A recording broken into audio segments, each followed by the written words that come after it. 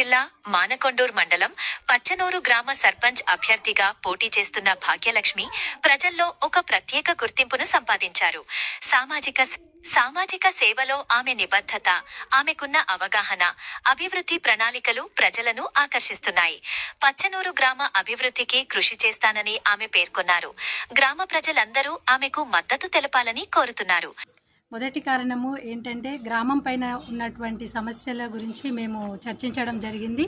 దాని ప్రకారంగా ఇంతకుముందు స్వచ్ఛంద సేవ సంస్థల నుంచి వెళ్ళి మన పచ్చనూరు గ్రామానికి ఇంతకుముందు అకార్డింగ్ మేనిఫెస్టో మేము సర్పంచ్గా పోటీ చేయడం జరిగింది.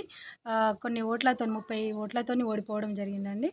ఓడిపోయిన తర్వాత కూడా నేను గెలవలేదు, ఓడిపోయినటువంటి అలాంటి ఆలోచన నాలో ఏమీ లేకుండా ఒక 500-600 మెంబర్స్కి కుట్టు మిషన్ స్వచ్ఛంద సేవ సంస్థల నుంచి వెళ్ళి Fatima adoration society from Karimnagar నుంచి వెళ్ళి నేర్పడం జరిగింది. అదేవిధంగా ఈ విలేజ్కి సంబంధించి ఉన్న నీటి సమస్యతోని 3 బోర్వెల్స్ వేయించడం జరిగింది. ఇంకా కుట్టు మిషన్లు ఇప్పించడం కూడా జరిగింది.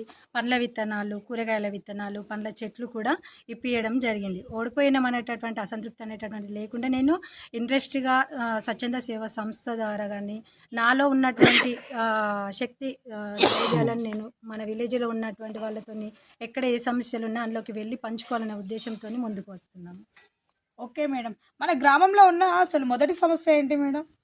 మన గ్రామంలో ఉన్నటువంటి సమస్య ఏంటంటే వీధి లైట్ల సమస్య మాకు సర్వేలో ముందుకు వచ్చింది. అలాగే వాటర్ సమస్య కూడా వచ్చింది, రోడ్ల సమస్య వచ్చింది.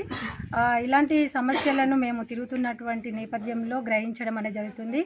మా ద్వారా గెలిచినా గెలవకున్నా మేము తీసుకున్నటువంటి మాకు వచ్చినటువంటి సమస్యలను మేము కంప్లీట్గా పూర్తి చేస్తాము. ఇంకా విషయాలు ఏంటంటే స్వచ్ఛందంగా మేము మన విలేజ్లో ఈ ఒంటరిగా ఉన్నటువంటి చనిపోయిన వాళ్ళ విషయాలకు వస్తే వాళ్ళకు మాకెవరు లేరు అనేటటువంటి ఉద్దేశంలో చాలామంది ఉన్నటువంటి విషయాలు మాకు వినబడుతున్నాయి. మాకెవరు ఉన్నారు బిడ్డ, మమ్మల్ని ఎవరు చూసుకుంటారు, అట్లాంటి వాళ్ళకు మేము అండగా ఉంటాము. ఆ విధంగా వాళ్ళని ఒంటరి పక్షుల్లాగా తీసుకువెళ్ళేటట్టు కాకుండా మా ద్వారా మేము ఏదైనా వాళ్ళ కోసం ముందుకు చేస్తామని అనుకుంటున్నాం. ఓకే మేడం, ఇక్కడ పాఠశాలలు, వైద్య కేంద్రాల గురించి మీ నెక్స్ట్ ప్లాన్స్ ఏంటి మేడం?